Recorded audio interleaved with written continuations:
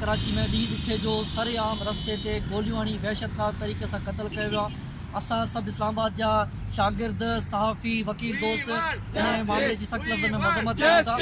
रहीम शाह जेको यानी पनाहगीर आहे उते रहियो पियो आहे, हू दहशतगर्द आहे, गुंडागर्द आहे ऐं हू ज़मीन ते कब्ज़ा सॼे जॻह में मुलविस रहियो आहे। कल इरशाद रांझानी के सरेआम रस्ते ते कराची जी घिटन में बेदर्दी सां क़त्ल करण में रहीम शाह सिधी रीत मुलविस आहे। वीडियो तस्वीरूं तमामु घणियूं शेयर थियूं आहिनि, सोशल मीडिया ते ज़ाहिर थियूं आहिनि। असांजी सभु खां असांजो पहिरीं मुतालबो इहो आहे त इरशाद रांझानी जे कातिल रहीम शाह जेको यूसी चेयरमैन आहे भैंस कॉलोनी कराची जो, उनखे गिरफ़्तार करे उन ते कानूनी कार्रवाई कई वञे, उनखे फांसी ॾिनी वञे, छो त हीउ कंहिंखां लिकियलु कोन्हे को। सिंध हुकूमत अनऑफिशियली तौर ते इहो ॿुधायो आहे त इरशाद रांझानी फोरू हुयो ऐं उनजे पोयां जेको आहे इहे सभु लॻल हुया, उनखे क़त्ल कयो आहे। जेकॾहिं फोरू हुयो बि सही, इन्वेस्टिगेशन कयो, तहक़ीक़ाती कमेटी ठाहियो, उन में जेकॾहिं इहा शइ ज़ाहिर थिए थी त इरशाद रांझानी फोरू हुयो, उन बैंक मां चोरी कई आहे, गाड़ी चोरी कई आहे, कुझु बि थियो आहे, जेकॾहिं उहो वाक़ई फोरू साबित थिए थो, उन ते मुक़दमो हलायो वञे, उन तरीक़े सां कानूनी कार्रवाई कई वञे। पर हीअ झंग में अहिड़े तरीक़े सां न थींदो आहे। जेकॾहिं फोरू हुयो, तव्हां उन वीडियो रिकॉर्ड कराई आहे, जेके माण्हू हुते मौजूदु आहिनि उनखे वेझो अचण खां रोकियो आहे, मना कयो आहे त केर बि वेझो न अचे, उनखे बचाए न। वहशत जी तव्हां ॾिसो, जॾहिं एम्बुलेंस में उनखे खणी वञनि पिया, हू पोयां डुकंदो वियो आहे, एम्बुलेंस में वञी करे उनखे जेको गोलियूं कयो आहे।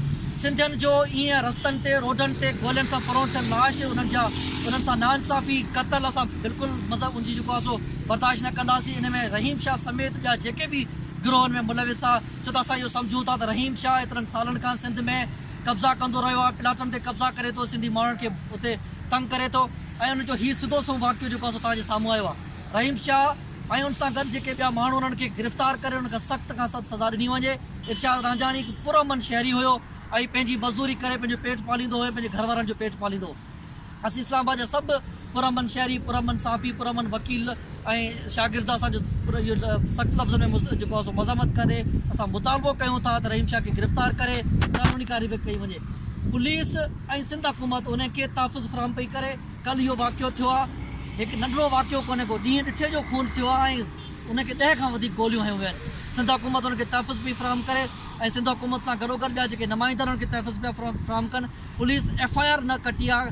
कल्ह वाक़ियो थियो आहे, 24 कलाकनि खां वधीक अरसो गुज़रण जे बावजूदि FIR न थी आहे, त असां सख़्त लफ़्ज़ में मज़म्मत कंदे इहो चवंदा त FIR कटी वञे, कानूनी कार्रवाई कई वञे, तहक़ीक़ाती कमेटी ठाही वञे, उन में जेकॾहिं फोरू साबित थिए थो त पोइ हिन मामले खे अॻिते ॾिठो वञे। पर जेकॾहिं फोरू आहे बि सही, त ईअं रस्ते ते क़त्ल करणु, बेदर्दी सां खून करणु कतई बर्दाश्त न कयो। वॾी महिरबानी साईं, छा